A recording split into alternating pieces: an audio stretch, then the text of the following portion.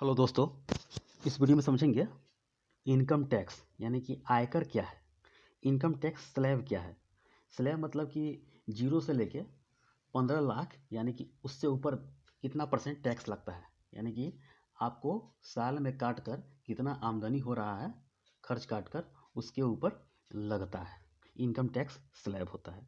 Cess क्या है। Cess यानी कि उपकर, इसको टैक्स ऑन टैक्स बोलते हैं। ये क्या होता है।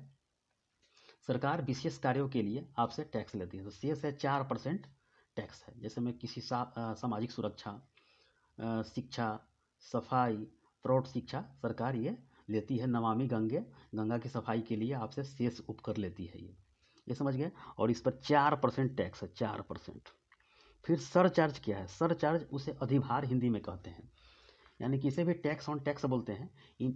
जो व्यक्ति 50 लाख से अधिक टैक्स भरता है उस पर सरचार्ज लिया जाता है, यानी कि इस पर 10% टैक्स है, 10% सरचार्ज है इनकम टैक्स पर। यही क्वेश्चन बनता है एग्जाम में। आइए समझते हैं। देखिए, इनकम टैक्स आयकर यह एक प्रत्यक्ष कर है। प्रत्यक्ष कर यानी कि जिस व्यक्ति पर लगता है उसे ही देना पड़ता है, वही प्रत्यक्ष कर होता है। जैसे मैंने इससे पहले वीडियो में बताया था कि धन कर, आय कर, निगम कर, व्यवसाय कर, उपहार कर, लैंड रेवेन्यू टैक्स यानी कि भू राजस्व कर, संपत्ति कर, ये सब प्रत्यक्ष कर है। जिस व्यक्ति पर पड़ेगा उसी को देना पड़ेगा, यही प्रत्यक्ष कर है। यह प्रॉफिट पर लगता है, यानी कि प्रॉफिट को दर्शाता है। आपको साल में काट छाट कर कितना प्रॉफिट हो रहा है उसके ऊपर यह टैक्स लगता है। यह केंद्र सरकार के द्वारा लगाया जाता है। जहाँ चाहे वह सरकार वहाँ इस रुपये को खर्चा करती है।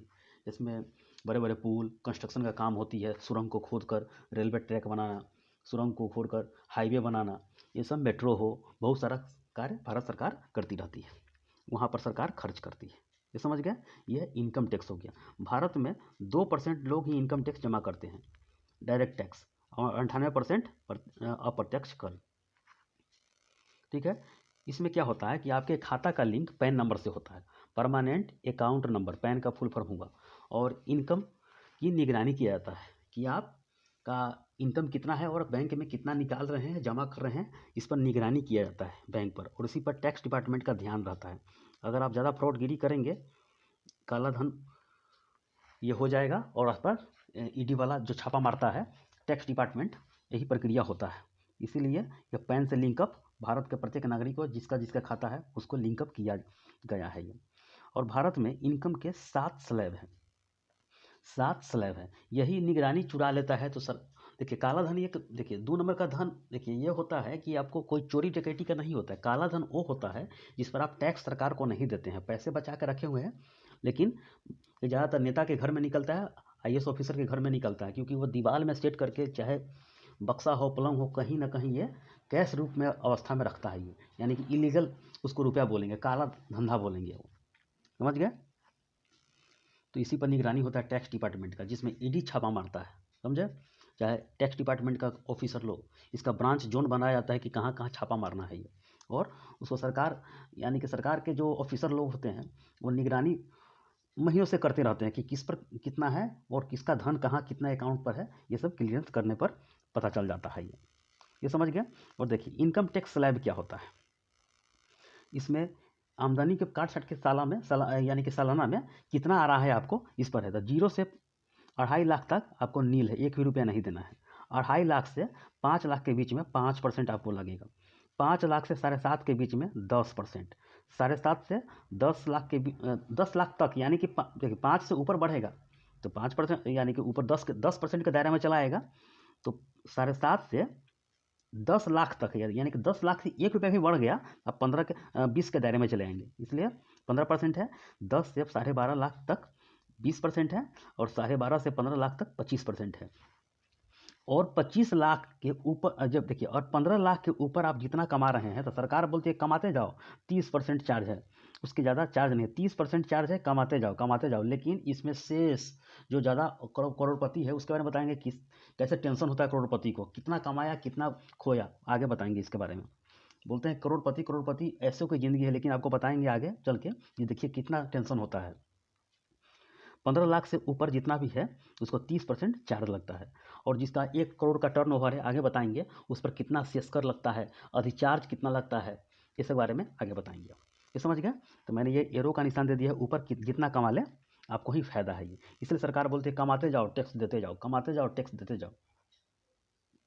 अब देखिए, अब सेस क्या होता है, उपकर इसे हिंदी में बोलते हैं। इसे टैक्स ऑन टैक्स बोलते हैं, टैक्स ऑन टैक्स, ठीक है। यानी कि टैक्स के ऊपर लगाया चार्ज होता है, टैक्स के ऊपर लगाया गया चार्ज होता है। इसमें सरकार जो होती है, सरकार अपना जो सामाजिक कार्य के लिए, शिक्षा हो, सफाई हो, प्रौढ़ शिक्षा, सामाजिक कार्य, सफाई, नमामि गंगे, गंगा की सफाई, ये सब नदी नाला की सफाई के लिए स्पेशल इस पर चार्ज सेस उपकर लगाया जाता है। इस पर देखिए, इस पर जो ध्यान रहता है, एजेंसी का ध्यान होता है, कोर्ट का ध्यान होता है कि ये रुपया गया तो गया कहाँ, ये 4% जो लिया जा रहा है। जैसे समझिए कि किसी व्यक्ति को 5 लाख का इनकम टैक्स लगा, इस पर 4% जो सेस है, तो कितना हो गया, 2,000 रुपया उसको देना पड़ेगा इनकम टैक्स के बदले में, यानी कि 5 लाख 2,000 रुपया लेगा उससे सरकार। अब देखिए आगे, अब सर चार्ज क्या होता है, अधिभार, माथे के ऊपर है, अधिभार, अधिभार, समझ रहे हैं, इसे भी टैक्स ऑन टैक्स बोलते हैं। इसमें 10% लिया जाता है, 10%। इसमें जब कोई व्यक्ति 50 लाख से अधिक इनकम टैक्स देता है तो उसमें लिया जाता है। बड़े बड़े उद्योगपति पर लगाया जाता है, इसका अलग सा डिपार्टमेंट होता है, जिस डिपार्टमेंट में लगाया जाता है इसका अलग सा डिपार्टमेंट होता है, और इस पर 10% चार्ज लेता है, 10%। आगे भी इसका क्वेश्चन है, आगे बताएंगे आपको। जैसे कोई व्यक्ति 1 करोड़ रुपया सिर्फ इनकम टैक्स दिया तो उसमें 10% का सरचार्ज कितना होगा, इतना हो गया, समझ रहे हैं। कि इकाई, दहाई, सैकड़ा, हजार, 10,000, लाख, 10 लाख, यानी कि 10 लाख वह टैक्स भरेगा ये सरचार्ज, समझ रहे हैं। 1 करोड़ कमाएगा, 10 लाख देगा, ये अमीरों की ज़िंदगी है ये। कोई व्यक्ति 1 करोड़ का सिर्फ इनकम टैक्स दिया तो उसमें 10% चार्ज लगेगा, समझ रहे हैं ये। अब आगे और भी दिखाएंगे आपको। देखिए, इनकम टैक्स प्रॉफिट पर लगती है, आप कितना कमा लिए प्रॉफिट है ये। देखिए, इसमें क्वेश्चन तो बहुत भी आई है, एक बार समझ लीजिए, आपको समझ में आ जाएगा, आम जिंदगी में भी यही यूज होता है, समझ में आ जाएगा आपको। देखिए, कोई व्यक्ति जो आरामदायक वस्तु का व्यापार करता है, आरामदायक वस्तु मैंने बताया था कि जीएसटी के जो होता है, जीएसटी का जो स्लैब है 0%, 5%, 12%, 18% और 28%। आरामदायक के बारे में मैंने बताया है कि 18% इसमें जीएसटी लगता है। तो इसी तरह क्वेश्चन बनता है, आम जिंदगी में भी देख लीजिए कैसे इसका सोल्व होगा। कोई व्यक्ति जो आरामदायक वस्तु का व्यापार करता है और उसको 1 करोड़ रुपया आमदनी हुआ, 1 करोड़ रुपया आमदनी हुआ, तो उसका इनकम टैक्स, जीएसटी, सेस और सरचार्ज क्या होगा, सरचार्ज क्या होगा, इनकम टैक्स, जीएसटी, सेस और सरचार्ज कितना होगा, समझ रहे हैं। 1 करोड़ का आमदनी हुआ तो देखिए, आरामदायक वस्तु पर 1 करोड़, देखिए 1 करोड़ का व्यापार किया, आमदनी हुआ उसको, तो जीएसटी 18% आरामदायक का, जीएसटी 18% आरामदायक का है, तो कितना पहले हट जाएगा, 18 लाख हटाइए देंगे उसमें जीएसटी में से, 82 लाख बचा, 18 लाख उसको लॉस इसी जगह हो गया। देखिए, करोड़पति का बात बता रहे हैं आपको, जीएसटी 18% कट गया आरामदायक के लिए, तो 82 लाख हुआ। अब आगे बढ़िए, 82 लाख में से व्यक्ति ने 22 लाख अपने ऊपर कंपनी कर्मचारी से लेकर घर से लेकर द्वार तक खर्चा कर लिया, 22 लाख में, 82 लाख में से 22 लाख खर्चा कर लिया, तो कितना बचा, 60 लाख बचा, 60 लाख बचा। तो 60 लाख में जिसमें मान लीजिए स्लैब उसको घटाना पड़ता है कि 60 लाख में 2.5 लाख घटा लीजिए, जिस पर टैक्स नहीं है 2.5 लाख, तो हम मान देखिए 2.5 लाख घटा लेंगे इस पर, मैंने आपको सिर्फ बताने के लिए बताया है, लेकिन हम इस 60 लाख लेते हैं फ्रेशर में, आपका आंसर निकल जाए। देखिए, तो 60 लाख तो 30% के दायरे में आता है, मैंने बताया है कि 15 लाख से ऊपर कमाएगा 30% सरकार इनकम टैक्स लेगा, समझ रहे हैं। तो 60 लाख तो 30% के दायरे में आएगा, तो 60 लाख का 30% निकाल लीजिए, 36 18 लाख लॉस यहीं पर हो गया, यहाँ 18 लाख यहाँ पर लॉस हुआ, फिर यहाँ 18 लाख यहाँ पर लॉस हुआ। अब आगे देखिए, इसमें शेष यानी कि उपकर क्या है, उपकर मैंने बताया है कि 4% टैक्स होता है, इसमें टैक्स ऑन टैक्स होता है। 18 लाख का 4% निकले, फिर 72,000 रुपया यहाँ पर आ गया, 72,000 रुपया। अब देखिए सरचार्ज, अब सरचार्ज अमीरों के ऊपर है, मानिए सरचार्ज इसको निकालना पड़ेगा, तो 18 लाख मैंने बताया है कि 50 लाख से अधिक वाले पर लगता है, लेकिन मैंने इस पर क्वेश्चन सहित बताया है, क्वेश्चन के ऊपर बताया है 18 लाख के 10% फिर निकालेंगे 10%, 1,80,000 रुपया हो गया इसका। समझ रहे कितना खर्चा हो गया। तो आप जोड़िए कि 18,72,000, 1,80,000। अब आगे जोड़िए, टोटल टैक्स जो हो गया 18,72,000, 1,80,000। तो टोटल जोड़िए कितना हो गया। टोटल तो उसको 38,52,000 हुआ और 22 लाख उधर खर्चा कर दिया गया था, तो 60,52,000 तो इसका टोटल खर्च हो गया। 60,52,000 तो इधर खर्च हो गया उसका, और 1 करोड़ में से कितना बचा उसको, 39,48,000 बचा। यानी कि 1 करोड़ कमाया, यानी कि मानिए ना 38,000 के करीब वो इसको बचा रुपया। कितना सरकार ले गई, 60,000 62,000 के करीब सरकार ले गई, स्वाहा। समझ रहे हैं कितना खर्चा होता है अमीरों की ज़िंदगी में। तो सरकार उसके लिए भी प्रावधान करती है, बड़े बड़े नियम, इनको टैक्स में छूट होता है, कॉर्पोरेट में छूट होता है, इस प्रकार सरकार उसको अपने अनुसार उसको स्लैब में ढाल देती है। ये समझ रहे हैं। तो बड़े बड़े उद्योगपति से ही देश चलता है। मुंबई में अकेला 30% कर देता है टैक्स मुंबई का। तो ये सब होता है भारत में, ये टैक्स व्यवस्था है ये। तो अमीरों की ज़िंदगी में भी देखिए, अमीरों में इतना लेबर, हज़ारों हज़ार लेबर काम करता है, उसके लिए सब चालान बनता है। आगे ही बताएंगे टीडीएस क्या होता है, आईटीआर क्या होता है। आईटीआर तो यही है, और इसी में से टीडीएस देखिए सर, जो व्यक्ति काम करता है कंपनी में उसका टीडीएस कटता है, और टीडीएस के लिए 10 नंबर होता है, 10 नंबर होता है। आगे देखेंगे तो देखिए 39,48,000 हो गया। तो समझ लीजिए कि 40,000 इसको 40 लाख के करीब बचा इसको, तो 60 लाख तो इसे ही खर्चा हो गया, इसे टैक्स देते हैं। अब आगे देखिए टीडीएस क्या होता है, टैक्स डिडक्टेड एट सोर्स होता है, इसका फुल फॉर्म होता है। टीडीएस के लिए 10 नंबर होता है, टैक्स डिडक्शन अकाउंट नंबर होता है टीडीएस के लिए। किसी कंपनी में एक व्यक्ति की सैलरी 1,00,000 रुपया है महीने की, यानी कि 12 महीने में 12 लाख रुपया हुआ, वर्ष में 12 लाख रुपया हुआ, और कंपनी 10% टीडीएस काटती है। यानी कि नहीं देखते होंगे कि सरकार के पास जो काम करता है उस पर भी टैक्स सरकार काटती है। तो उसने 2 लाख रुपया खर्च कर दिया, तो व्यक्ति को कितना देना होगा। अब आगे देखिए 12 लाख तो, देखिए 12 लाख तो इसका कंपनी का हो गया, 12 लाख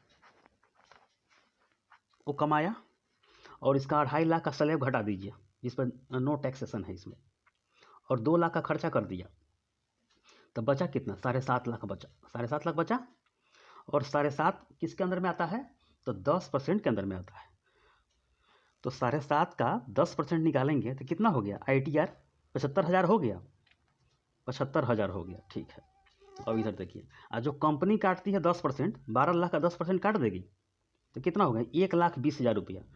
केंद्र सरकार को पहले ही दे देती है कि कंपनी के द्वारा या बाद में गड़बड़ ना हो। यही कंपनी वाला नहीं देगा, नहीं काटेगा 10%, तो बाद में कंपनी पर छापा मार के कंपनी बंद करवा के अकेला 30% ले लेगी सरकार उससे। तो पहला ही व्यक्ति को दिखाकर 10 नंबर बनवाकर ये सब टैक्स काटा जाता है। तो 12 लाख का 10% 1,20,000 रुपया हो गया, और केंद्र सरकार को पहले ही यह पुट कर देता है, यानी कि उसको सेंड कर देता है और दे देता है ये। तो 10% इतना कट गया। अब आगे देखिए, इसी में होता है नेट इनकम टैक्स कितना हो गया। तो आईटीआर माइनस टीडीएस क्या होता है, आईटीआर, तो आईटीआर में 75,000 रुपया हो गया, समझ गए, और जिसका जो कंपनी वाला है 1,20,000 रुपया हो गया। यानी कि आईटीआर कम हो गया और टीडीएस ज़्यादा जमा हो गया सरकार के पास। तो वही सरकार बोलती है कि सरकार के आईटीआर जो फॉर्म होता है वो फॉर्म भर के वह रिटर्न रुपया हो जाता है, तो 45,000 उसको लौट जाएगा, उस व्यक्ति को लौट जाएगा। समझ गए, यही होता है टैक्सेशन का कार्य होता है। बस यही समझ लीजिएगा तो सारा का सारा क्वेश्चन इसमें बन जाएगा। और बाकी जो इसका फुल फॉर्म है, आईटीआर इनकम टैक्स रिटर्न होता है, पैन होता है permanent account number, tax paper पता चलता है सरकार को कि कितना रुपया ये रखे हुआ है, और 10 नंबर जो होता है टैक्स डिडक्शन अकाउंट नंबर होता है। इसी के अनुसार कंपनी टैक्स कितना काट रही है, किसी व्यक्ति का कितना कट रहा है, उसके अनुसार यह चलता है, और बाकी स्लैब के अनुसार उसको गुना करके उसको घटाकर निकाल दिया जाता है। समझ गए, परसेंटेज में। तो याद करके रखिएगा, शेष क्या होता है, उपकर अधिभार क्या होता है, इसके बारे में क्वेश्चन एग्जाम में बनता है। आगे देखते हैं कि इससे पहले हम लोग जीएसटी देखे थे। अब देखिए जीएसटी में क्या होता है कि जीएसटी चार्ज को 20 लाख से अधिक टर्नओवर वाले व्यापारी को रखा जाता है।